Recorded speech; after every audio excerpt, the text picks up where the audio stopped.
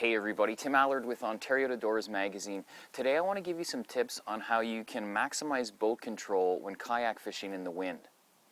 One of the biggest things you can do is make sure that your kayak is outfitted with a rudder, because the rudder is going to allow you to control how the wind influences your boat positioning by using either your feet or your hand to manipulate the rudder. You're still going to need to tweak and fine-tune your positioning with your paddle, but you'll have to do it less so with a rudder than if you didn't have one. So if you're a fan of kayak fishing and you don't have a rudder, I'd highly recommend installing one of these accessories if your outfit didn't come rigged with one already. Another critical piece of gear you need to have when you're kayak fishing in the wind, or actually any time really, is a paddle leash. And all this is a lanyard that connects your paddle to your PFD.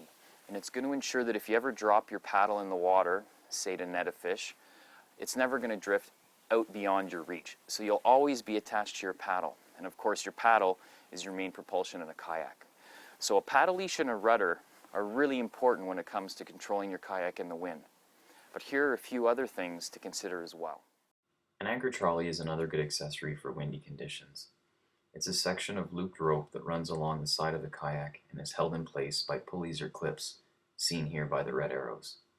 Depending on your boat control needs and fishing style, an anchor, stakeout pole, blue arrow, or drift sock, green arrow, can be attached to the trolley. For safety reasons, it's a good idea to keep a knife handy in case you ever need to quickly cut this line. An option for light winds when fishing from a sit-on-top kayak that isn't equipped with a rudder is to straddle the kayak.